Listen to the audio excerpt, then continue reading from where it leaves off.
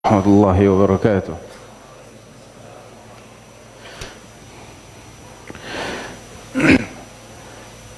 Alhamdulillahi ala ihsanih wa syukru lahu ala taufiqihi wa amtinanih. Asyhadu an la ilaha illallah wahdahu la syarika lahu ta'ziman li sya'nih wa asyhadu anna Muhammadan abduhu wa rasuluhu ad-da'i ila ridwanih sallallahu alaihi wa ala alihi wa sahbihi wa ikhwanih, amma ba'd.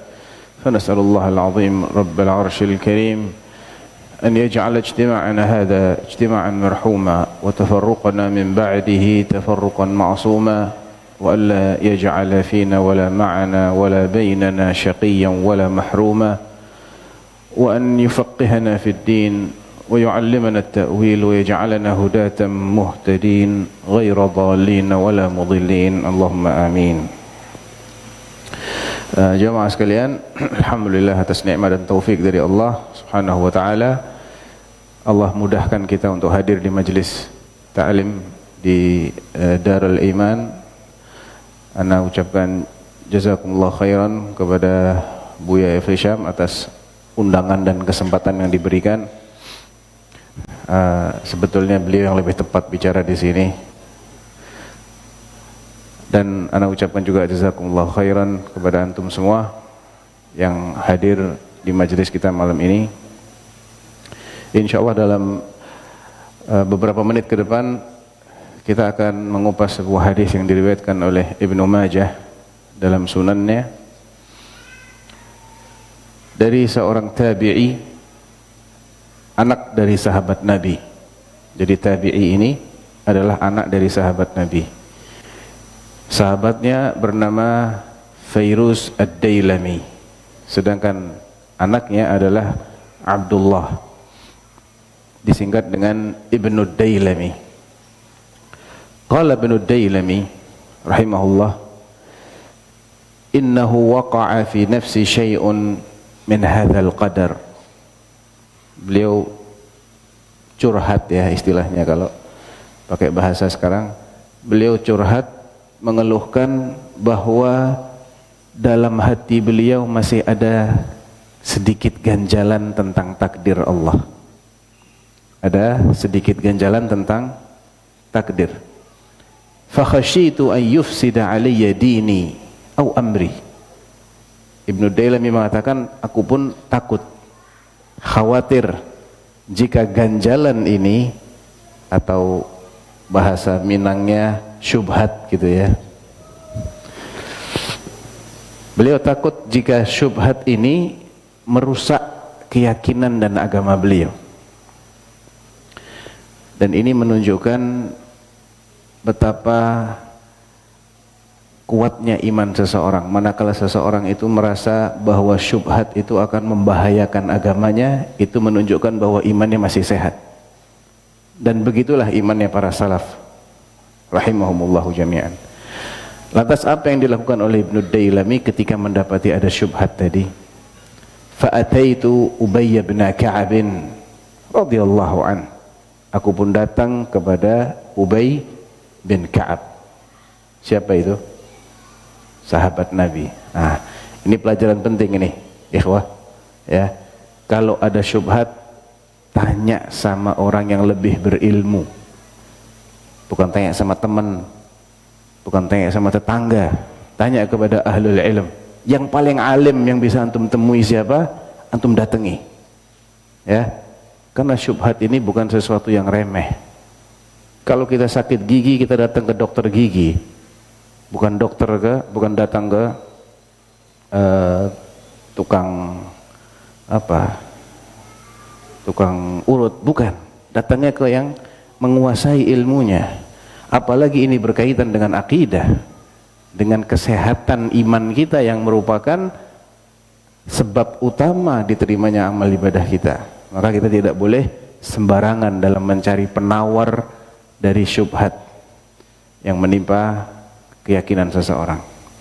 Faqultu, sampai di hadapan Ubay bin Ka'ab, beliau mengatakan, Abul Munzir. Ini adab. Sebelum bertanya kepada orang yang kita hormati karena ilmunya, maka sapa dia. panggil dia dengan panggilan yang paling dia sukai. Dan itu menyesuaikan daerah masing-masing ya. Kalau di Arab sana Fadilatul Syekh gitu ya. Kalau di Jawa Buya. Kebalik ya. Kiai, Pak Ustadz. Kalau di sini Buya ya. Menyesuaikan di daerah mana kita berada, panggil orang yang kita ingin mintai ilmunya ini dengan panggilan yang paling dia sukai. Karena ketika orang ini dipanggil dengan panggilan yang paling dia sukai, dia akan merasa apa? Merasa apa kira-kira? Merasa senang, merasa terhormat. Kalau sudah gurunya senang, dia nggak akan pelit ngasih ilmu antum. Betul? Tapi kalau manggilnya jadi singkat-singkat. Tat. Ya. Ya, beda kesannya ya. Fakultu Abul Munzir. Di masa itu panggilan dengan kunyah itu lebih disukai. Para ulama kita dipanggil dengan kunyahnya. Imam Ahmad, siapa kunyahnya? Abu Abdullah. Ya, Asy-Syafi'i kadzalik Abu Abdullah. Dan Umar Abu Hafs dan seterusnya.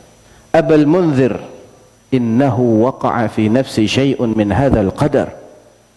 Fakhashitu an yufsida alayya dini aw amri. Ada sesuatu yang mengganjal dalam hatiku. Tadi apa bahasa Minangnya? Syubhat, Masya Allah. Dan aku khawatir syubhat ini akan merusak agamaku. Tentang takdir ya. Sekali lagi tentang apa? Takdir. Falau haddatsani bi syai'in an Rasulillah sallallahu alaihi wasallam la'allallaha an yanfa'ani bidzalik. Alangkah baiknya lihat apa yang diminta. Yang diminta bukan ayat Al-Qur'an, karena ayat Al-Qur'an orang pada hafal. Ya. Al-Qur'an itu mudah untuk dihafal karena enggak lebih dari apa yang ada di antara dua sampul mushaf. Biasanya jawaban dan bantahan terhadap syubhat-syubhat itu justru ada dalam sunnah Rasulullah sallallahu alaihi wasallam. Jadi yang diminta itu penawarnya adalah dari sunnah Rasulullah. Falau haddatsani, andai saja alangkah baiknya jika engkau sampaikan kepadaku suatu hadis dari Rasulullah sallallahu alaihi wasallam. Semoga dengan hadis itu Allah memberikan manfaat berupa hilangnya syubhat ini. Apa kata Ubay? Law 'azzaballahu ahla samawatihi wa ahla ardihi la'azzabahum wa huwa ghairu zalimin lahum. Law. Apa artinya law? Jika. Dalam ilmu nahwu disebutkan harfu syartin wa imtina'. Kata yang digunakan ketika ingat akan mempersyaratkan sesuatu, namun sesuatu yang tidak mungkin terjadi. Tidak akan terjadi, bukan tidak mungkin ya. Sesuatu yang tidak akan terjadi. Makanya seandainya. Terjemahannya yang betul law itu apa? Seandainya. Seandainya Allah menyiksa seluruh penduduk langitnya. Kira-kira siapa yang dimaksud penduduk langit? Malaikat. Malaikat baik atau buruk? Baik. Saya ulang ya. Seandainya Allah menyiksa seluruh penduduk langitnya, wa ahla ardihi, dan seluruh penduduk buminya. Siapa yang termasuk penduduk bumi? Manusia. Di antara manusia ada para nabi, para rasul, al-auliya, syuhada, salihin. Ya, kalau manusianya model Benyamin Netanyahu memang pantas diadab. Enggak akan ada yang mempermasalahkan, seneng malah kita ya. Nah, jadi yang perlu kita renungi adalah ketika yang diazab ini adalah orang-orang yang baik. Karena dia masuk kategori manusia, bukan? Para nabi kan manusia. Syuhada, as-siddiqin, al-auliya, semuanya manusia. Sebagaimana ahlus samawat tadi adalah para malaikat. Yang antum tahu kan sifat malaikat apa? La ya'sunallaha ma amarahum. Mereka tidak pernah membangkang terhadap perintah Allah. Sejak diciptakan selalu wa nahnu nusabbihu bihamdika wa nuqaddisu lak. Kami senantiasa bertasbih dan mentakdiskan dirimu ya Allah. Tapi andai pun malaikat yang baiknya seperti itu, para nabi, para rasul dan semuanya yang orang-orang soleh itu diazab oleh Allah, maka ketika Allah mengazab mereka, huwa ghairu zalimin lahum, Allah tidak menzalimi mereka. Paham antum? Kalau antum paham berarti nggak paham. Harusnya antum bingung. Kalau paham anda nggak usah jelasin. Paham antum? Nggak paham berarti antum bagus. Itu yang anda inginkan, antum bingung dulu. Kalau antum sudah bingung, antum ingin tahu jawabannya kan? Nah, sekarang siapa yang bingung angkat tangan? Nggak ada yang bingung. Khalas ya Ustaz, ma nuwasil ya ani khalas. Intahad dars. Selesai kajiannya kalau antum nggak ada yang bingung. Siapa yang bingung angkat tangan? Jangan malu-malu. Kalau antum nggak bingung, anda nggak usah jelasin. Bingung nggak? Jadi siapa yang bingung angkat tangan? Masih malu-malu nih orang Minang ini. Baik, dijelasin nggak? Iya. Baik, nanti anak jelasin. Walau rahimahum, lanjutannya Ubay ya, ada 4 hal yang akan disebutkan. Tadi yang pertama, yang kedua, walau rahimahum, dan seandainya Allah, seandainya lagi ya, merahmati mereka, alias tidak jadi mengadab mereka semua. Lakanat rahmatuhu khairan lahum min amalihim. Maka kasih sayang Allah, dan kasih sayang Allah itu bentuknya macam-macam. Di antaranya dengan tidak diazab sama sekali, termasuk dengan diberi balasan yang jauh lebih baik berupa jannah. Maka sejatinya rahmat Allah itu bagi mereka lebih baik daripada amal soleh mereka. Bukan berarti balasan Allah itu sebanding dengan amal kita, tidak. Balasan Allah itu jauh lebih baik daripada amal soleh kita. Yang ketiga, walau anna laka ya ibnad Dailami mithla Uhudin dhahaba tunfiquhu fi sabilillah ma qabilahu Allahu minka hatta tu'mina bil qadar. Dan seandainya kamu wahai Ibnu Dailami, anak dari sahabat Nabi, diberi kekayaan setara dengan emas besarnya sebesar gunung Uhud. Pernah lihat gunung Uhud? Kalau nggak pernah lihat, gampang, tinggal googling ya. Panjangnya berapa antum bisa cari, tingginya berapa antum bisa cari. Kira-kira kalau orang punya emas sebesar itu Elon Musk nggak ada apa-apanya, itu lewat jauh itu ya. Emas sebesar gunung Uhud diinfakkan semuanya fisabilillah, nggak akan diterima oleh Allah sampai engkau beriman dulu kepada takdir. Kemudian dirinci maksud dari beriman kepada takdir ini dengan mengatakan fata'lama annama asabaka lam yakun liyukhti'ak wa annama akhta'aka lam yakun liyusibak. Yakni kamu menyadari bahwa semua yang mengenaimu, menimpamu, ditakdirkan untuk kau dapatkan, maka memang tidak akan luput darimu. Atau sebaliknya, apa yang memang meluput darimu tidak kau dapatkan, kamu sudah kejar setengah mati, siang malam, kaki jadi kepala, kepala jadi kaki untuk mengejar sesuatu yang belum ditakdirkan oleh Allah, ya tidak akan kau dapatkan. Kemudian yang terakhir, walau mutta ala ghairi hadza, dakhaltan nar. Dan kalau sampai kamu mati tidak di atas keyakinan ini, masuk neraka kamu. Walaupun kamu tadi siapa? Anak dari sahabat. Terus kalau kita ini di mana tempatnya gitu ya? Bahasa Minangnya la mahalla minal i'rab. Tidak ada tempat kita. Anak sahabat aja kalau mati tidak dengan keyakinan yang tadi dijelaskan, masuk neraka. Artinya tidak meyakini bahwa seandainya Allah mengadab seluruh penduduk langit dan buminya, Allah tidak zalim. Tidak meyakini bahwa jika rahmat Allah itu lebih baik daripada amal mereka. Tidak meyakini kalau seseorang menginfakkan emasnya sebesar gunung Uhud fisabilillah, tidak akan diterima oleh Allah kecuali jika dia beriman dengan takdir. Tidak meyakini bahwa apa yang Allah takdirkan akan mengenai kita tidak akan luput, dan apa yang Allah takdirkan luput dari kita tidak akan kita dapatkan. Siapapun yang tidak meyakini semua ini, dia mati masuk neraka. Masih bingung? Kalau enggak bingung, enggak lanjut. Syaratnya antum harus bingung.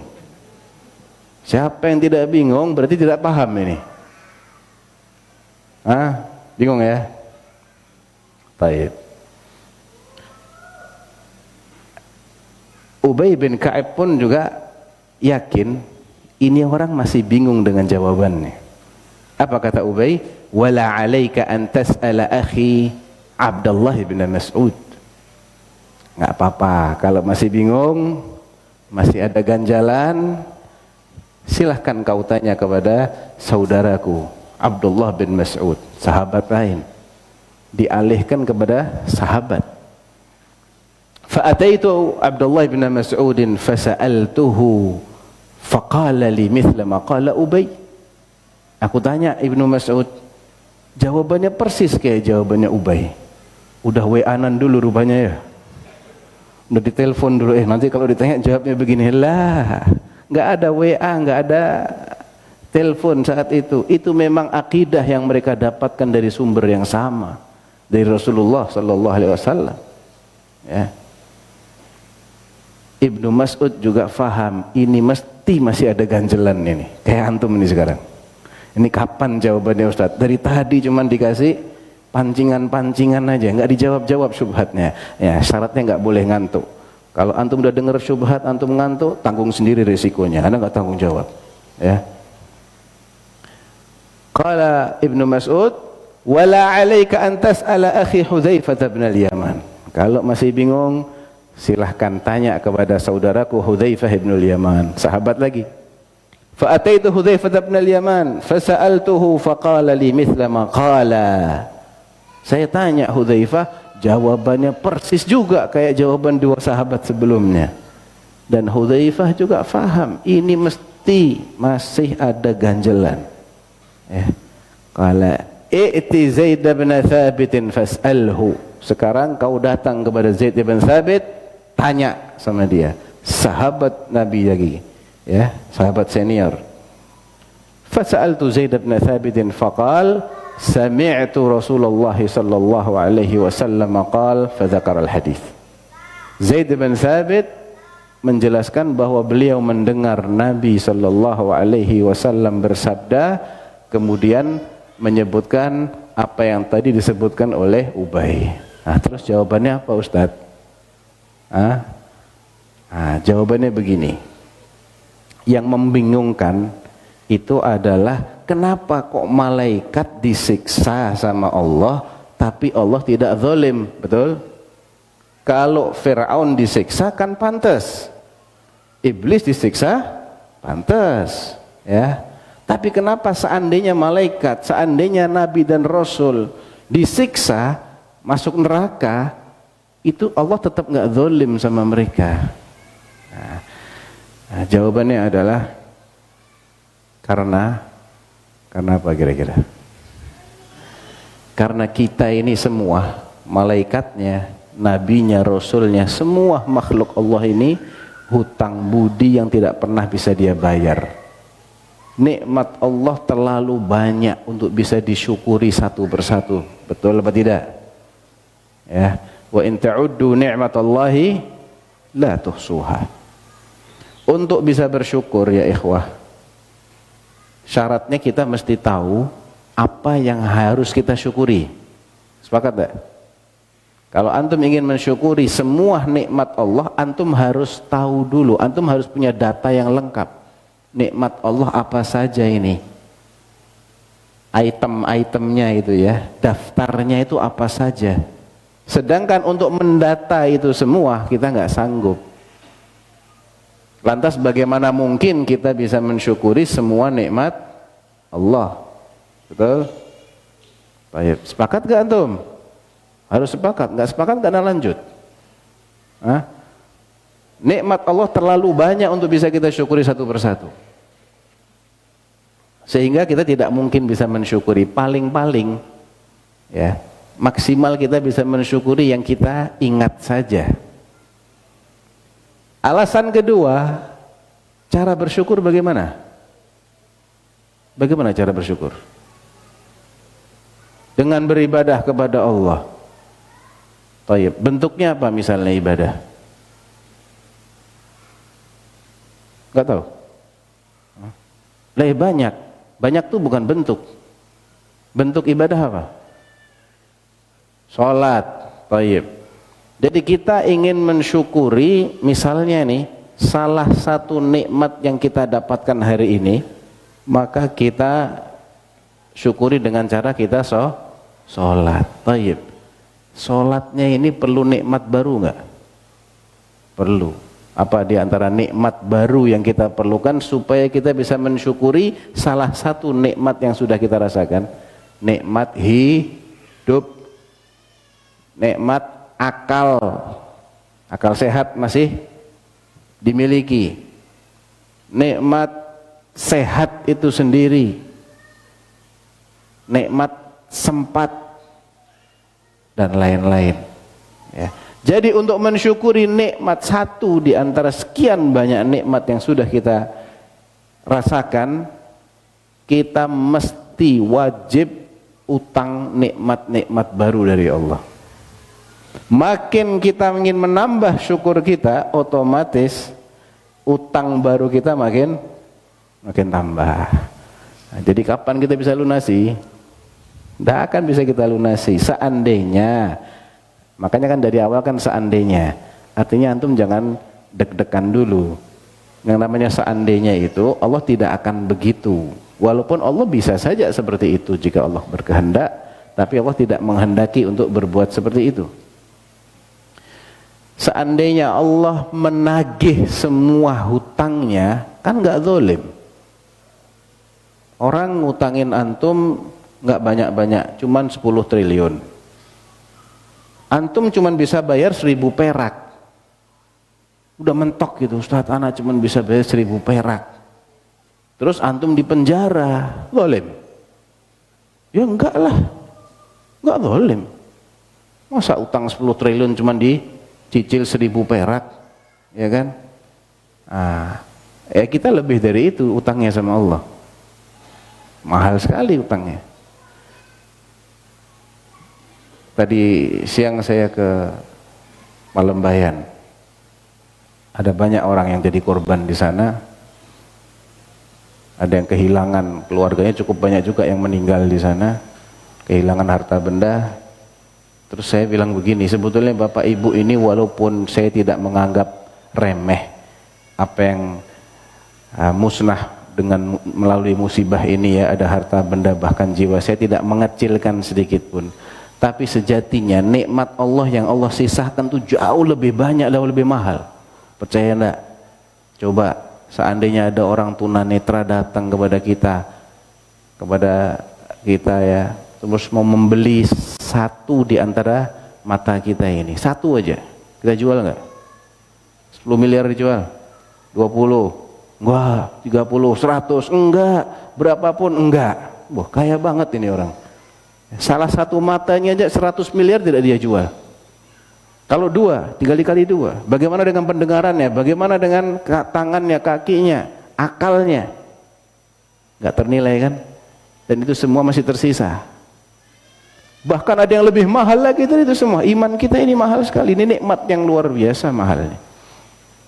Jadi karena nikmat Allah ini demikian banyak dan tidak mungkin kita bisa syukuri semua, maka ketika Allah kemudian menuntut, kalau kamu nggak bisa bayar, nggak bisa tunaikan syukurnya, saya akan siksa kamu, maka Allah tidak zalim sama sekali. Paham sekarang? Baik. Berikutnya, walau rahimahum lakanat rahmatuhu khairan lahum min amalihim. Seandainya tidak jadi diazab oleh Allah, justru dikasihani oleh Allah. Ya, dirahmati. Allah tidak menuntut kita untuk mensyukuri semua nikmatnya, namun cukup sebagian. Yang penting tauhid dijaga. Jangan sampai batal. Salat ala kadarnya yang 5 waktu saja misalnya. Puasa cuman Ramadan saja, keluar duit cuman buat bayar zakat, haji juga cuman sekali seumur hidup kalau dia punya kemampuan. Seandainya dia hanya mencukupkan diri dengan yang wajib-wajib saja, Allah masih terima itu, dan Allah akan bebaskan dia dari neraka.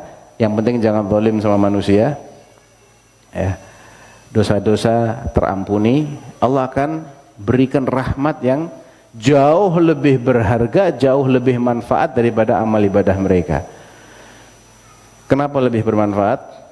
Karena seandainya kita ini ibadah nggak dibayar sama sekali sama Allah, pantas? Pantas tidak? Kan ibadah kita buat bersyukur atas nikmat-nikmat yang sudah kita pakai. Itu pun kita nggak pernah bisa melunasi. Seandainya kita nggak dikasih kompensasi apapun, itu sudah kurang, nggak pernah kita bisa lunas. Lantas bagaimana ketika ibadah yang tidak ada artinya bagi Allah ini? Bagi Allah nggak ada artinya loh ibadah kita. Buat antum sangat berarti. Kalau bagi Allah nggak ada artinya ibadah kita ini. Ibadah yang tidak ada artinya bagi Allah ini bukan hanya dibalas 1:1, tapi 1 banding minimal 10. Man jaa bil hasanati falahu 10 amsalha. Ada ibadah tertentu dikali lipatkan oleh Allah sampai 700 bahkan lebih. Contohnya infak fi sabilillah. Mathalul ladzina yunfiquna amwalahum fi sabilillah kamathali habbatin anbatat 7 sanabila fi kulli sunbulatin 100 habbah. Wallahu yudha'ifu liman yasha. Ya, bahkan bisa lebih dari 700 kali. Jadi jelas balasan dari amal soleh kita itu jauh lebih bermanfaat daripada amal soleh itu sendiri. Kemudian dari sisi yang lain, kita ini kan beramal soleh singkat sekali, betul tidak? Ya, kita bukan beramal soleh dari lahir, tidak. Mungkin sebagian besar dari kita baru mulai tercatat saat dia sudah balik. Artinya ya mungkin sudah sholat, tapi banyak yang di masa mudanya itu dia belum istiqomah, sehingga dia baru punya kecenderungan untuk beramal soleh sekian belas tahun dia lalui dari umurnya. Kemudian kalau kita perhatikan sehari semalam, aktivitas kita yang tercatat sebagai murni ibadah itu berapa jam coba? Sholat 5 waktu ini kalau dijadikan satu kira-kira ada 2 jam, nggak nyampe. 1 jam nggak nyampe. Oke lah, tambah sunnah-sunnahnya, ya mudah-mudahan gitu ya, nyampe 1 jam. Tambah zikirnya selepas sholat, zikir pagi petang, ya mudah-mudahan sampai 2 jam. Masih terlalu sedikit 2 jam dari 24 jam. Dan itu pun kita hanya lakukan seumur hidup kita, betul? Ada yang dikasih umur 60, ada yang 70, ya tergantung dia dikasih umur berapa oleh Allah. Tapi ketika Allah memberinya balasan berupa jannah, dibatasi enggak umurnya? Kamu beribadahnya bukan mulai 15 tahun masih nakal, ya, belum sholat, mulai kenal, mulai ngaji sunnah umur 25 tahun, meninggal umur 40 tahun. Berarti cuma 15 tahun kamu ibadah. Ya sudah masuk jannah 15 tahun. Tidak ada. Masuk jannah selamanya. Betul? Berarti amal kita dengan balasan Allah mana lebih baik? Lebih baik balasan Allah. Ya. Kemudian lagi Allah memberikan balasan yang jenisnya itu jauh lebih mulia. Ya. Memang Allah biasanya membalas dengan balasan yang sejenis, tapi jenis balasan Allah itu jauh lebih mulia. Karena nikmat jannah itu kualitasnya nggak bisa dibandingkan dengan nikmat dunia. Sama-sama dikatakan air, beda airnya jannah dengan air dunia. Sama-sama makan, beda nikmatnya makan di jannah dengan nikmatnya makan di dunia. Kalau di dunia itu banyak syarat dan ketentuannya untuk jadi nikmat. Kalau makan nggak lapar, nggak nikmat. Makan kekenyangan, nggak nikmat. Makan nggak ganti-ganti menunya, bosan. Makan lagi sakit gigi, nggak bisa menikmati. Banyak syaratnya. Sudah makan kenyang, nggak bisa lagi dimasuki. Harus dikeluarkan. Betul tidak? Kalau makan antum nggak setor ke toilet, sakit antum. Tapi di jannah tidak ada ceritanya. Makannya bukan karena lapar, berhenti makan bukan karena kenyang, setelah makan tidak BAB, tidak BAK. Makan hanya untuk bersenang-senang. Minum bukan karena haus, berhenti minum bukan karena kembung. Minumnya juga untuk bersenang-senang. Setelah makan, setelah minum, keluarnya cuma berupa keringat saja. Laki-lakinya tidak makin tua, perempuan juga tidak makin tua, ya, kulitnya mulus terus, nggak perlu skincare sama sekali, tenang aja. Tidak mengalami haid, tidak mengalami nifas dan seterusnya, tidak buang ingus bahkan, sempurna. Jadi seandainya Allah merahmati mereka, maka rahmat Allah jauh lebih baik daripada amal mereka. Dan seandainya engkau menginfakkan emas sebesar gunung Uhud fi sabilillah, tidak akan diterima oleh Allah sampai kamu beriman dulu kepada takdir, ya. Jadi beriman itu harus kepada keenam rukun iman, tidak boleh ada yang dikurangi sama sekali. Hatta yang keenam ini juga penentu, ini penentu. Dan tidak peduli orang yang tidak mengimani takdir ini, mau dia anak siapapun, mau dia ibadah sehebat apapun, ya. Makanya belajar akidah ini harus benar. Masih banyak orang-orang yang tersesat dalam bab takdir, walaupun dia lurus dalam bab yang lain-lain. Dia tidak punya masalah ketika mengimani uluhiyahnya Allah, tidak punya masalah ketika mengimani para malaikat, para nabi, para rasul, hari kiamat, tapi dia bermasalah ketika mengimani takdir. Menganggap bahwa takdir Allah itu tidak adil misalnya. Kenapa aku ya Allah? Kenapa bukan yang lain? Kan saya sudah ngaji, kan saya orang baik-baik. Si fulan tidak pernah sholat, tidak pernah apa-apa, nggak kena musibah ini. Jangan sekali-kali muncul kata-kata itu. Fata'lam annama asabak lam yakun liyukhti'ak. Apapun yang menimpamu memang sudah ditakdirkan dan tidak akan meleset. Semua upaya kita itu tidak akan bermanfaat ketika Allah sudah menakdirkan sesuatu. Ya, betul Allah mengirim para malaikat untuk menjaga kita. Ya. Wa inna 'alaikum lahafizun kiraman. Wa inna 'alaikum lahafizin kiraman katibin. Ya. Wa yursilu 'alaikum hafazah. Allah mengirim para malaikat yang menjaga orang-orang beriman, dijauhkan dari mara bahaya. Sampai kapan? Sampai datang takdir Allah, mereka semua lepas tangan. Ketika datang takdir Allah, dia harus kecelakaan, dia harus begini, dia harus sakit, harus mati, gak ada lagi yang bisa menghalang-halangi. Ya, kita harus yakin itu. Demikian juga upaya yang kita sudah kerahkan untuk mengejar sesuatu, kalau belum ditakdirkan oleh Allah, ya gak akan kita dapatkan. Ya, sebagaimana dalam hadis qudsi yang lain, wa'lam annal ummata law ijtama'u ala an yanfa'uka bi syai'in lam yanfa'uk illa bi syai'in qad katabahu Allahu lak wa law ijtama'u ala an yadurruka bi syai'in lam yadurruk illa bi syai'in qad katabahu Allahu alaik. Hadisnya Abu Dzar, hadis qudsi. Ketahuilah seandainya umat manusia semuanya bersatu padu untuk memberimu suatu manfaat sedikit saja, maka mereka tidak akan bisa kecuali sebatas yang sudah Allah takdirkan akan kau dapatkan. Dan seandainya mereka bersatu padu untuk mencelakaimu sedikit saja, merugikanmu sedikit saja, maka tidak akan bisa kecuali sebatas yang Allah takdirkan. Dan kenapa? Terserah Allah. La yus'al amma yaf'al. Ya, itu rahasianya Allah. Kenapa? Itu rahasianya Allah. Tapi yang jelas semua ada hikmahnya. Jelas kalau itu. Semua yang Allah takdirkan terjadi, maka tidak mungkin sia-sia, pasti ada hikmahnya. Ya. Semua yang diciptakan oleh Allah, apapun itu diciptakan karena ada hikmahnya. Dan yang terakhir adalah balasannya kalau seseorang itu mati tidak dengan keyakinan ini, dia akan masuk neraka. Jadi ayyuhal ikhwah, kita harus serius dalam belajar akidah dan jangan sembarangan belajar akidah.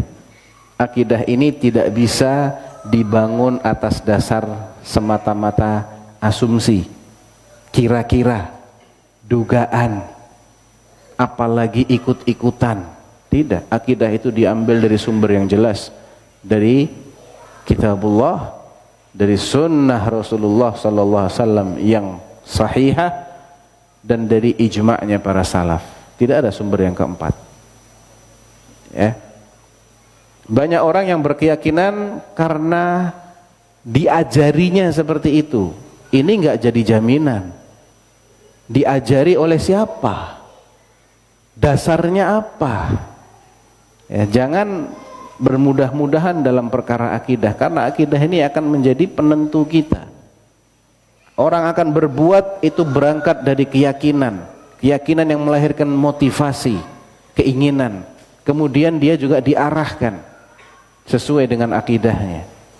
Makanya Allah Subhanahu wa taala mengumpamakan mukmin yang baik itu seperti syajarah tayyibah. Alam tara kaifa daraballahu mathalan kalimatan tayyibatan ka syajaratin tayyibah asluha thabit wa far'uha fis sama' tu'ti ukulaha kulla hinin biidzni rabbiha. Perhatikan perumpamaan pohon yang baik ditafsirkan oleh Nabi sebagai la ilaha illallah. Dan Nabi juga mengatakan mukmin itu seperti pohon kurma. Ya, syajarah thayyibah dalam tafsirnya para ulama itu nakhlah. Bahkan Nabi juga menafsirkan nakhlah. Pohon kurma itu atau pohon pada umumnya itu terdiri dari 3 bagian. Pertama bagian yang tidak terlihat yaitu akar. Yang kedua batang, dan yang ketiga buah. Ya, daun itu ikut bagian dari batang. Tidak mungkin ada pohon yang menjulang tinggi, rindang, buahnya banyak, melainkan pasti akarnya kuat dan sehat, walaupun tidak kelihatan. Ya, itu semua mulai dari akar yang sehat dulu. Akidah, iman akan melahirkan amal soleh. Tutur katanya akan baik, tingkah lakunya akan baik, manis. Ya, jadi baik-baiklah dalam belajar akidah dan belajar dari sumber yang terpercaya. Belajar dari orang yang memang faham dan berakidah ahlus sunnah wal jamaah. Jangan asal mendengar ceramah orang, dilihat cuma dari penampilannya, wah penampilannya memukau. Hati-hati dengan orang-orang seperti itu, ya. Karena ilmu ini adalah din. Ya, katanya Ibnu Sirin, inna hadzal ilma dinun fanzuru amman ta'khuduna dinakum. Ilmu ini adalah din, maka kalian perhatikan dari mana kalian mengambil ilmu ini. Nah, hadis yang tadi saya sebutkan itu diriwayatkan oleh Ibnu Majah dalam sunannya, disahihkan oleh Az-Zahabi dalam Mukhtasar Sunan Ibn Majah, disahihkan oleh sejumlah ulama, dan ada juga sejumlah ulama yang menghasankannya. Jadi dia minimal derajatnya hasan. Pun demikian makna dari hadis ini disebutkan dalam hadis lain, yaitu hadis pertama dalam Sahih Muslim. Ya, jadi gampang nyarinya. Buka Sahih Muslim, cari hadis yang pertama. Hadisnya Umar bin Khattab radhiyallahu anhu. Di kronologi hadisnya itu ada penjelasan yang sangat mirip dengan hadis ini.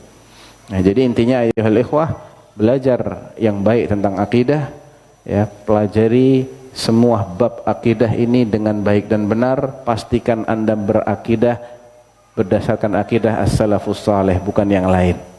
Ya. Jika ada ganjalan, jangan malu-malu untuk bertanya. Bertanya kepada yang paling alim yang bisa antum temui. Ya, misalnya ini ada yang bisa bahasa Arab, kemudian pas ada kunjungan masyayikh dari luar negeri datang ke Kota Padang, antum tanya. Ya, kalau antum bisa bahasa Arab. Kalau tidak, maka antum tanya murid-muridnya para masyayikh ini. Ya, insya Allah di sini juga banyak muridnya, ada Buya, ada juga yang lain. Jadi itu mungkin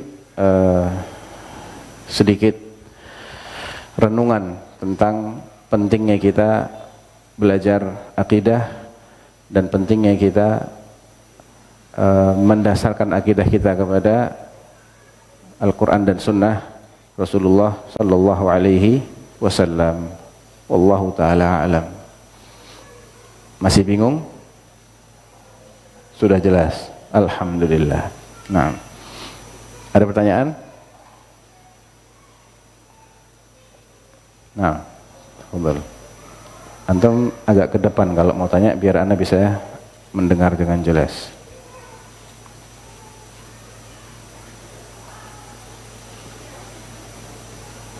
Tafadhal. Agak keras sedikit. Ya jelas lah. Kita tidak berharap masuk neraka. Ya jelas. Pasti apa? Iya, harus berharap masuk surga. Nah,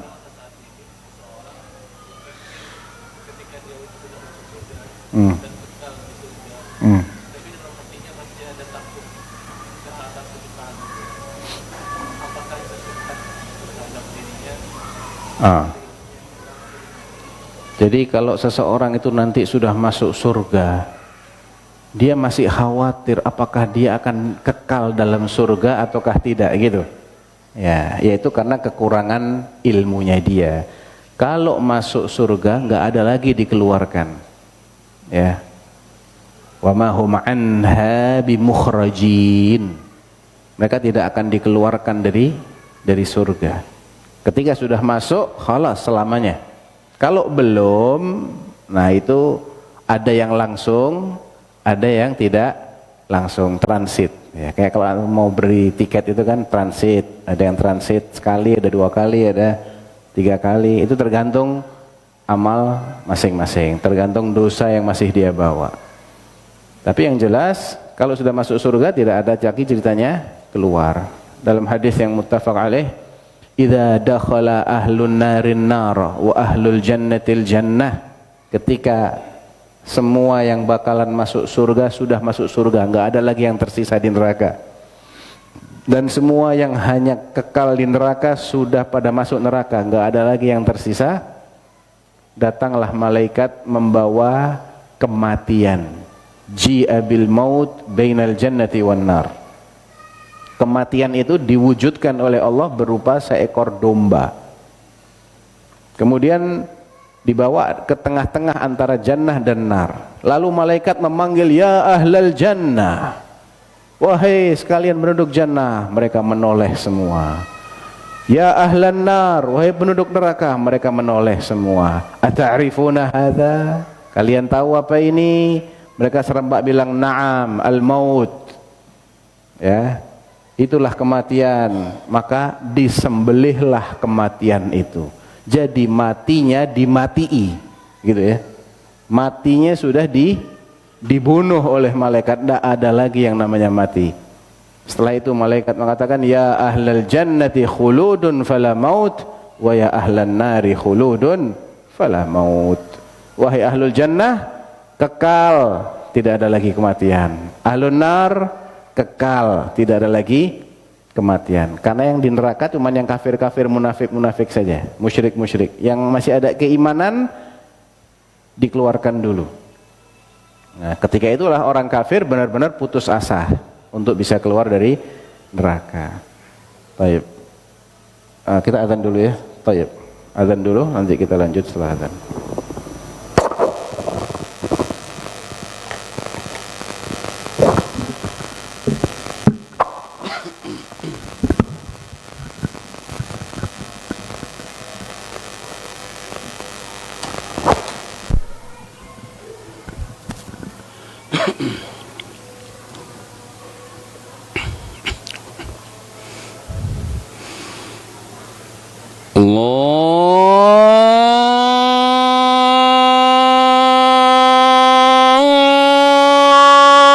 Allahu Akbar, Allahu Akbar, Allahu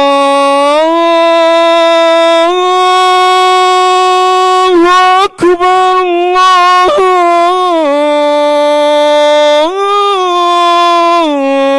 Allahu Akbar. Ashhadu an la ilaha illallah.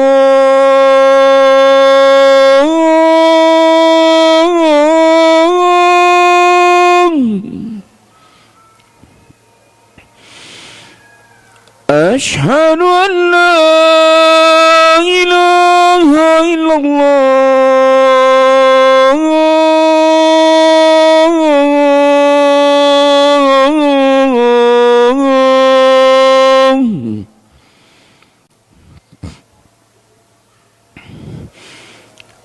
Ashhadu anna Muhammadar Rasulullah.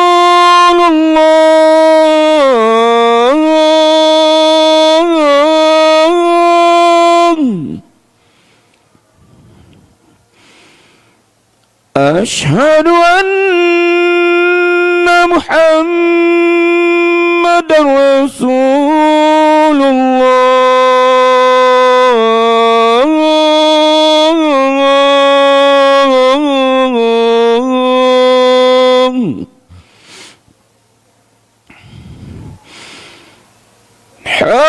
Hayya 'alas salah.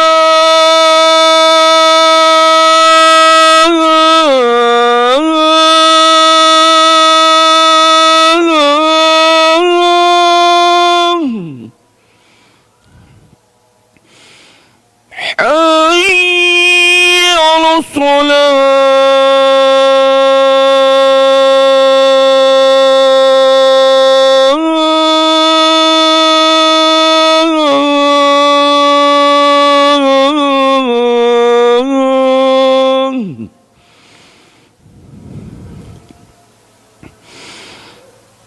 Hayya 'alal falah.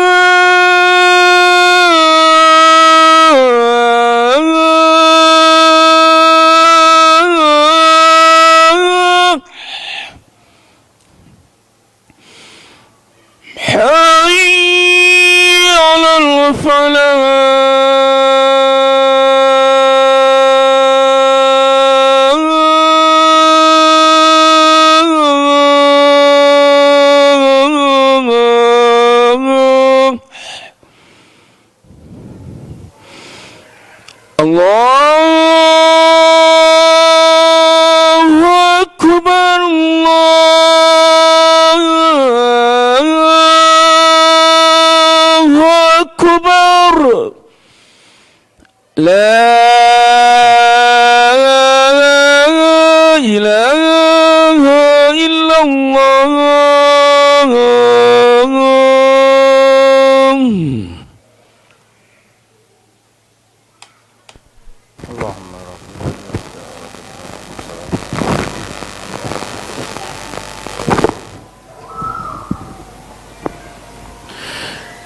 Taib, ini ada dua pertanyaan di sini. Yang pertama, Assalamualaikum warahmatullahi wabarakatuh. Ustaz, izin bertanya. Waalaikumsalam warahmatullahi wabarakatuh. Satu, apakah di antara akidah Ahlus Sunnah meyakini bahwasanya ruh-ruh mukmin bisa berkumpul di alam barzakh? Apakah benar keyakinan tersebut? Jawabannya tergantung. Kalau roh itu sedang diazab, maka azab itu akan menyibukkan mereka dari berkumpul-kumpul, bercengkrama dan semisalnya. Tapi kalau dia ruh yang sedang diberi nikmat, maka itu yang akan berkumpul, bercengkrama, saling berkabar. Ya. Dalilnya adalah, ya ayyatuhan nafsul mutmainnah irji'i ila rabbiki radiyatan mardiyah fadkhuli fi ibadi. Ini diucapkan ketika orang sedang sekarat. Orang beriman sedang sekarat, Allah perintahkan dia untuk bergabung dengan hamba-hambaku yang lain, maksudnya yang sama-sama sudah meninggal dan beriman. Wadkhuli fi ibadi, fadkhuli fi ibadi wadkhuli jannati. Ya. Di ayat yang lain juga dijelaskan, wa may yuti'illaha war rasula fa ulaika ma'al ladzina an'ama Allahu 'alaihim minan nabiyyin was-siddiqin wasyuhada'i was-salihin wa hasuna ulaika rafiqa. Ya, Ibnu Qayyim rahimahullah dalam kitab Ar-Ruh mengatakan orang beriman itu bertemu di tiga tempat, di dunia, di barzakh dan di akhirat. Jadi ayat ini itu berlaku di tiga tempat. Berlaku saat di dunia, orang-orang yang taat bersama-sama. Ya, berkumpul dengan orang-orang yang taat. Enggak mungkin orang soleh cocok bergaul dengan orang yang tidak soleh. Enggak. Al-arwah junudun mujannadah fama ta'arafa minha ikhtalaf wa ma tanakara minha ikhtalaf. Ya, orang itu akan mencari orang-orang yang satu frekuensi dengan dia, akan berkumpul dengannya. Di barzakh juga begitu, di akhirat mereka akan dikumpulkan di tempat yang mulia di jannah. Nah, kemudian yang kedua, apakah meyakini akidah sifat 20 itu termasuk kesalahan? Tidak semuanya salah. Tapi kalau Allah hanya punya sifat 20, salah. Tapi tidak semua sifat 20 itu salah semua, tidak. Sifatul wujud, benarlah. Ya, tapi kalau sifatul qidam, la. Enggak pantas Allah dikatakan bersifat qidam. Qidam itu artinya apa? Apa? Enggak pernah belajar sifat 20. Alhamdulillah. Qidam itu artinya yang terdahulu. Yang tepat al-awwal. Mukhalafatuhu lil hawadith. Nah, itu akal-akalannya mereka. Yang tepat laisa kamitslihi syai', lam yakul lahu kufuwan ahad. Ya. Qiyamuhu bi nafsihi. Kenapa pakai yang ngerekayasa? Sudah katakan al-qayyum. Allahu la ilaha illa huwa al-hayy al-qayyum. Apa yang Allah sebutkan tentang dirinya, ya sudah kita sifati Allah dengan sifat-sifat itu, dengan nama-nama itu. Al-qayyum itu nama, sifatnya al-qayyumiyah. Dan lain-lain. Dan tidak cuma 20. Kok cuma 20? Banyak sekali loh sifat-sifat Allah itu. Setiap nama itu mengandung sifat. Jadi kalau dibatasi sifat wajibnya cuma 20, sedangkan Allah menyifati dirinya dengan sifat yang banyak sekali, ya ini jelas tidak benar mengimani Allah dengan cara seperti itu. Nah, ada lagi? Nah, seseorang yang ya, ya. Nah, ada hadis yang beliau tanyakan tentang seseorang yang dosanya itu 99 catatan tebal, ukurannya, catatannya besar sekali, raksasa, ukurannya sejauh pandangan mata. Coba ada buku catatan ukurannya sejauh pandangan mata, jumlahnya 99 dan semuanya dosa, ditimbang dengan hanya secari kertas kira-kira lah ya, bitaqah, dan tertulis di situ la ilaha illallah. Ternyata Secari kertas ini lebih berat daripada 99 dosa. Pertanyaannya, apakah ini berlaku untuk orang itu saja? Jawabannya, tidak hanya untuk orang itu saja. Tapi jangan lupakan hadis Nabi yang lain-lainnya. Hadis Nabi nggak cuma itu, hadis Nabi masih banyak, ya. Salah besar kalau seseorang memahami hadis Nabi secara parsial begitu.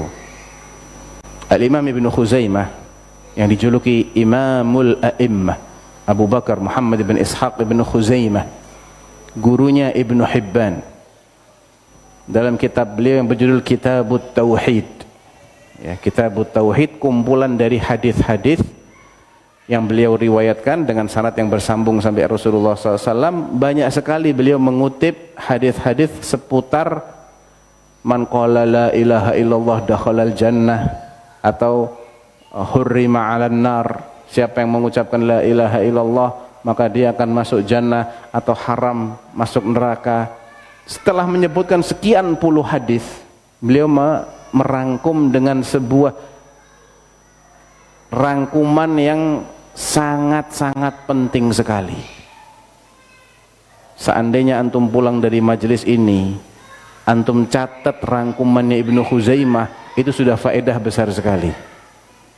Jadi bagi yang tidak bawa catatan, hafalkan, ya. Qala rahimahullah, hadza wa innama arada an-nabiy sallallahu alaihi wasallam. Saya kasih Arabnya dulu, nanti saya terjemahkan, antum boleh catat dua-duanya boleh, salah satunya boleh, hafalkan dua-duanya boleh, hafalkan salah satunya boleh. Yang penting antum paham, ya. Mau catat semua atau catat Indonesianya saja? Artinya aja, siap. Saya kasih aslinya dulu, ya.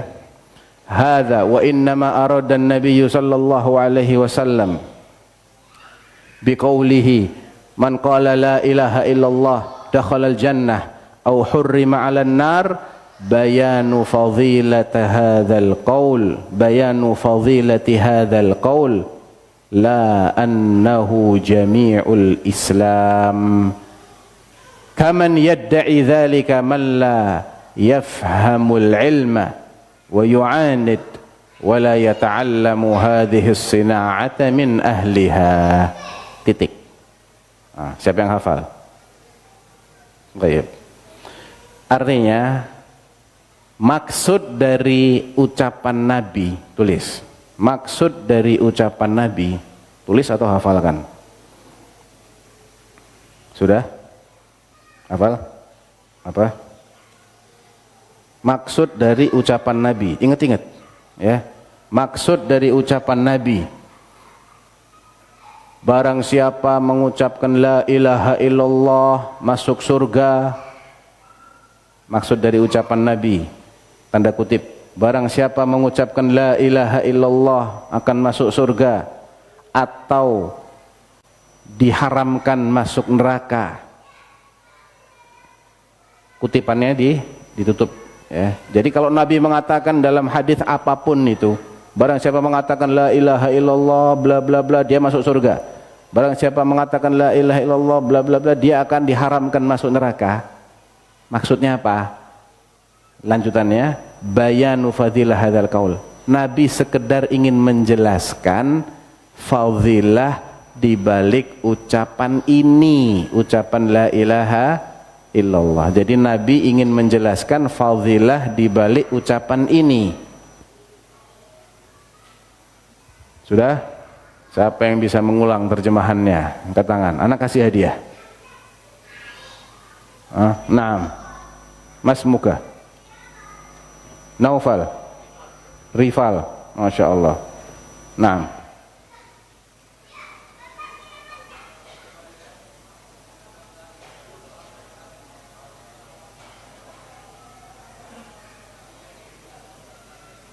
Masya Allah. Mumtaz. Fadal. Ya. Anak tepat janji lah, anak kan mau kasih hadiah. Baik. Hayakumullah, waffaqakallah. Lanjutnya, ya, ini belum titik ini, baru separuh. Jadi maksud dari ucapan Nabi, barang siapa mengucapkan la ilaha illallah dia akan masuk surga atau diharamkan dari neraka. Nabi ingin menjelaskan fadilah dari ucapan ini, ucapan la ilaha illallah ini bukan berarti ucapan itu adalah Islam secara keseluruhan. Wah, panjang. Bukan berarti bahwa ucapan itu adalah Islam secara keseluruhan. Bukan berarti bahwa ucapan itu adalah Islam secara keseluruhan. Seperti yang diklaim tahu ya, diyakini oleh orang-orang yang tidak faham ilmunya, seperti yang diklaim oleh orang-orang yang tidak faham ilmunya, ngeyel itu bahasa Minangnya apa Ustaz? Asal MADA mada, betul ya? Yu'anid, nah mu'anid, seperti yang diklaim oleh orang-orang yang tidak faham ilmunya, mada, dan tidak belajar ilmu ini dari ahlinya, titik. Dan tidak belajar ilmu ini dari ahlinya. Jadi kesimpulannya, jangan cuman berpegang dengan hadis itu. Rangkum semua hadis Nabi, karena yang mengatakan hadithul bitaqah tadi juga yang mengatakan bahwa misalnya atadruna manil muflis, kalian tahu siapa orang yang bangkrut? Orang yang bangkrut adalah orang yang datang pada hari kiamat dengan pahala sholatnya, saumnya, sedekahnya, bla bla bla bla, tapi dia zalim sama fulan, menghibah si fulan, makan hartanya fulan, nyakiti fulan, dan seterusnya. Akhirnya dia bagi-bagikan. Berarti tidak cukup ucapan la ilaha illallah. Gabungkan juga dengan hadis lain. Al-ahdul ladzi bainana wa bainahumus shalah faman tarakaha faqad kafar. Perjanjian antara kita dengan mereka yang akan melindungi darah mereka adalah kalau mereka sholat. Siapa yang meninggalkan sholat, kafirlah dia. Jadi jangan cuma parsial. Makanya banyak ulama, dan itu juga dikutip oleh Ibnu Khuzaimah, banyak ulama yang mengatakan hadis-hadis yang isinya enak banget gitu ya. Man kana akhiru kalamihi minad dunya la ilaha illallah dakhalal jannah. Siapa yang ucapan terakhir di dunia la ilaha illallah masuk surga.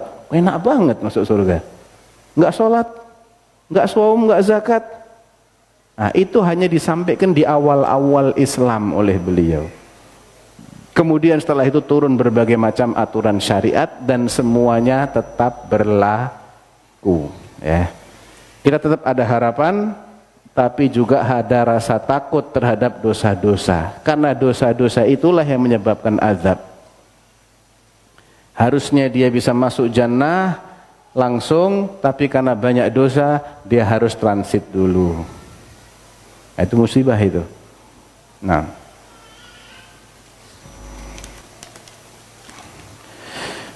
ahsanallahu ilaikum ya Ustadzuna, terkait hadis tujuan penciptaan kita sudah jelas surga dan neraka. Alhamdulillah kita dikenalkan dengan dakwah sunnah, namun dalam perjalanan semakin futur. Ini bahasa Minang nih, futur nih. Tidak seperti nikmat awal mengenal sunnah. Meskipun sudah berusaha lagi tapi tetap telat sholat. Bagaimana sikap kita seharusnya menyikapi hadis tentang takdir agar tidak melemahkan iman dan istiqomah? Ini pertanyaannya bagus ini. Saya mau kasih hadiah tapi kayaknya orangnya malu nih kalau ketahuan. Ya. Jadi hadiahnya ana doakan aja, jazakallah khairan, mudah-mudahan antum kembali istiqomah. Jadi bagaimana sikap kita seharusnya menyikapi hadis tentang takdir agar tidak melemahkan iman dan istiqomah karena ketakutan semakin futur? Apakah tujuan penciptaan kita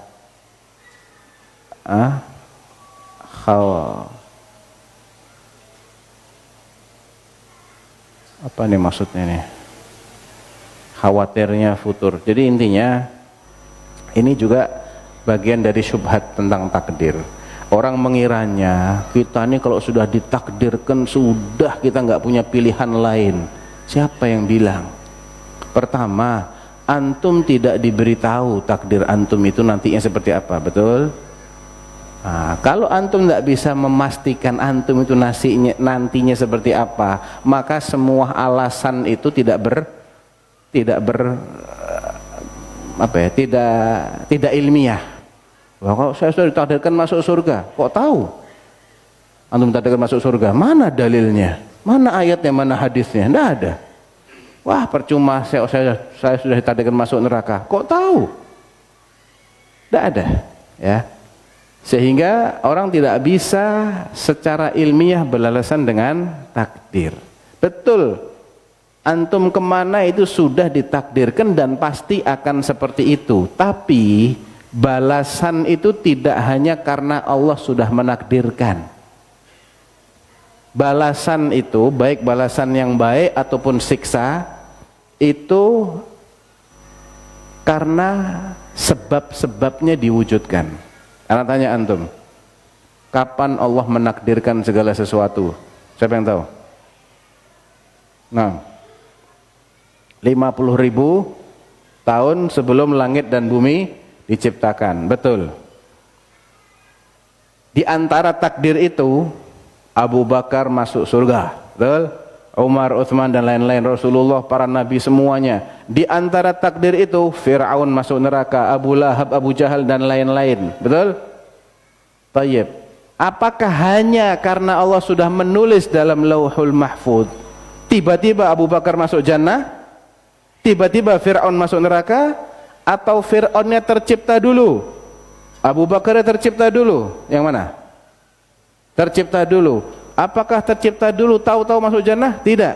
Tercipta dulu dan dia wujudkan sebab-sebabnya. Betul kan? Tidak ada ceritanya. Masuk jannah hanya semata-mata karena takdir. Lah.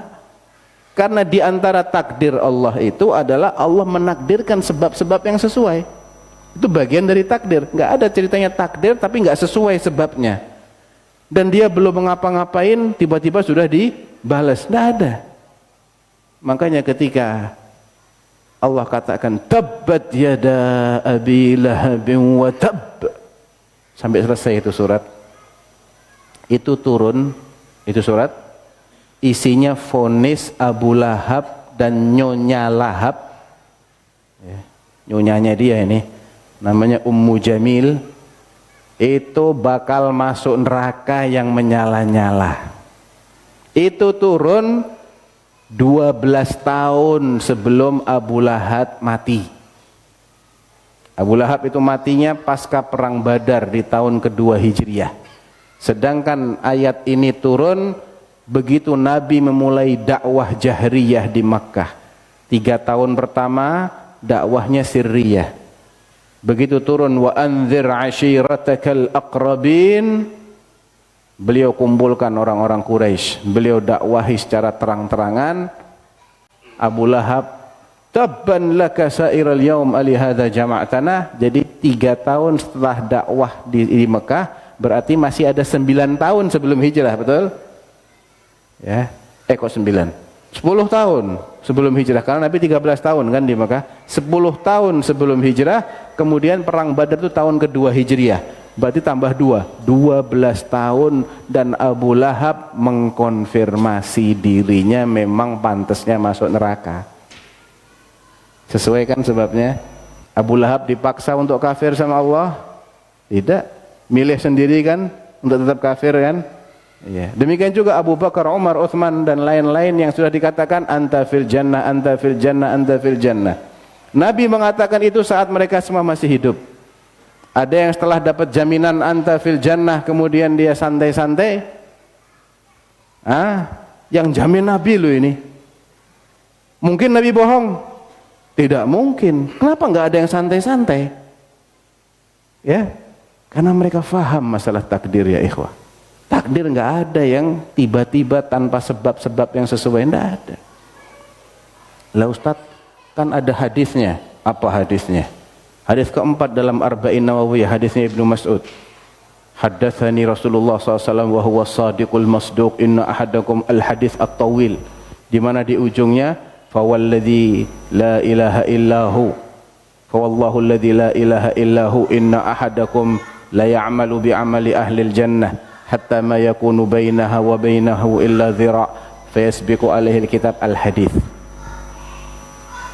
Ya, di mana Ibnu Mas'ud, Nabi SAW bersabda bahwa demi Allah, ada di antara kalian yang benar-benar beramal dengan amalan ahlul jannah, amal soleh, sehingga antara dia dengan jannah hanya tersisa satu hasta, satu langkah kira-kira.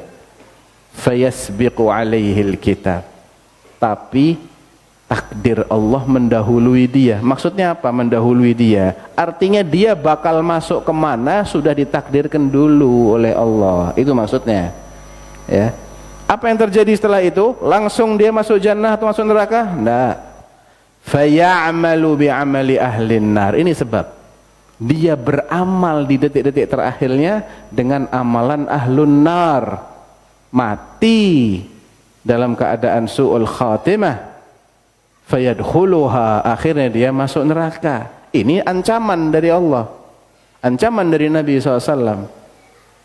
Semua ancaman-ancaman itu kalau ditujukan kepada orang beriman, ya, ancaman yang ditujukan kepada orang beriman, syaratnya itu, maka tidak wajib direalisasikan oleh Allah. Kalau ancaman, akidahnya Ahlus Sunnah ini, siapa yang berbuat dosa mati belum taubat, fahuwa tahta masyiatillah, terserah Allah. Allah mau azab, Allah azab dengan keadilannya. Kalau Allah ampuni, Allah ampuni karena karunia-Nya. Tidak wajib Allah merealisasikan apa yang sudah diancamkan. Tapi kalau janji pasti diwujudkan oleh Allah. Tidak mungkin Allah ingkar janji. Jadi semua ada sebabnya, ya akhi. Atas dasar apa antum futur? Kalau antum futur, berarti antum sengaja milih untuk futur, betul? Ya. Nah, kalau ingin takdirnya baik, antum mesti perbaiki sekarang. Makanya kita ini disuruh istiqomah. Jangan pernah puas dengan apa yang sudah, enggak, pertahankan, jaga terus. Ya. Jannah itu syaratnya dua, beriman, istiqomah. Enggak cuman beriman. Qala ta'ala innal ladzina qalu rabbunallah, itu iman. Rabbuna ilahuna Allah thumma istaqamu, kemudian mereka istiqomah.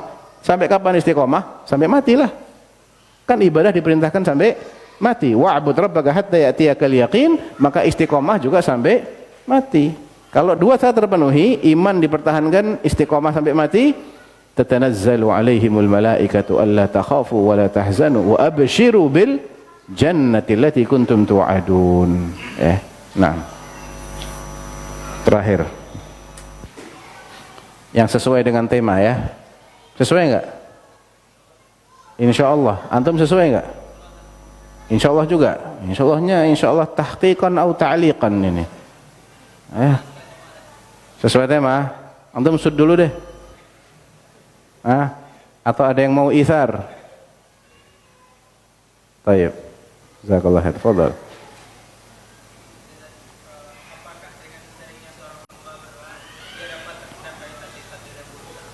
Apakah dengan seringnya seorang hamba berdoa dia dapat terhindar dari takdir yang buruk? Tergantung. Tergantungnya gimana? Takdir Allah itu ada dua macam. Ada takdir yang mubram, ada takdir yang muallaq. Takdir yang mubram itu yang memang pasti akan terjadi. Di Lauhul Mahfud disebutkan dia pasti akan terjadi, yaitu tidak bisa dihindari dengan doa sekalipun. Tapi kalau takdir yang muallaq, artinya masih digantungkan oleh Allah, yaitu yang bisa dirubah. Ya, seperti yang masih tercatat di catatannya malaikat saja. Malaikat nggak tahu nantinya bagaimana.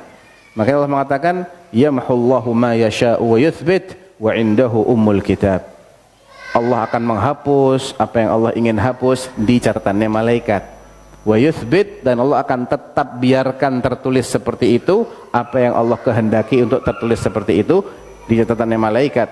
Wa indahu, dan di sisi Allah itu ada ummul kitab, kitab induk yang itu kata Allah dalam ayat yang lain, la yubaddalul qawlu ladayya. Apa yang ada di sisiku tidak ada perubahan lagi.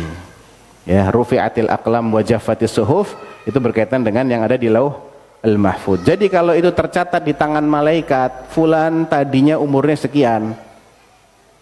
Kalau dia berdoa ditambah sama Allah. Tadinya dia bakalan mengalami kecelakaan, dia berdoa dihindarkan. Kronologinya ini semuanya tercatat di Lauhul Mahfuz. Nggak ada yang baru di sana. Jadi prosesnya ini ada semua di sana. Dia akan berdoa, kemudian akan terjadi seperti ini. Jadi ujung-ujungnya dia nggak kena apa-apa. Sesuai tetap dengan yang di Lauhul Mahfuz. Baik. Ya udah, antum mana kasih bonus nggak apa-apa. Akhir soal. Assalamualaikum. Enggak, antum kalah sama anak-anak, suaranya agak keras lagi. Atau maju sini nggak apa-apa. Ya, tapi yang keras.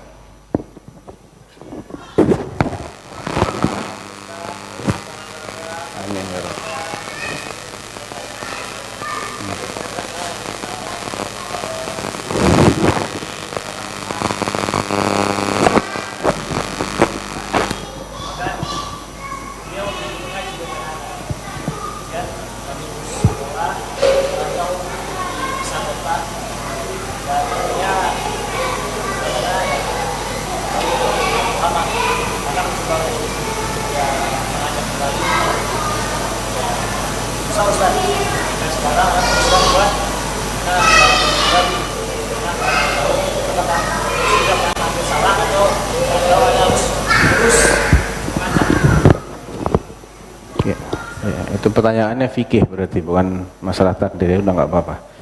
Jadi intinya antum pernah punya teman yang dulu sama-sama ngaji, tapi kemudian setelah antum merantau mereka berubah kembali ke dunia lama, antum nasihati mereka tidak mau berubah, akhirnya antum tinggalkan. Ataukah memang harus terus dinasihati, atau ya intinya antum nasihati sebisa antum, ya. Fadzakir innama anta mudzakir. Beri peringatan karena engkau wahai Rasulullah hanya sebatas memberi peringatan. Antum peringatkan dengan metode yang baik, dengan nasihat yang lemah lembut. Kemudian kalau perlu diajak berargumentasi, berikan argumentasi yang baik, yang kuat secara logika. Setelah itu terserah Allah. Antum sudah ingatkan sekali, itu sudah menunaikan tugas antum. Tapi seandainya antum ulang, itu amal soleh. Ya, amar ma'ruf nahi mungkar itu amal soleh. Ya, selama antum melihat mereka masih seperti itu, antum beri nasihat, antum tercatat lagi beramal soleh. Tapi tidak menjadi tanggung jawab antum mereka harus kembali ke jalan yang benar. Itu sesuai dengan sebab-sebab yang Allah takdirkan nanti bagaimana. Nah, cukup ya, mudah-mudahan bermanfaat. Wallahu ta'ala alam. Sallallahu ala nabiyyina Muhammad wa ala alihi wa sahbihi wasallam. Subhanakallahumma bihamdik asyhadu an la ilaha illa anta astaghfiruka wa atubu ilaik. Assalamualaikum warahmatullahi wabarakatuh.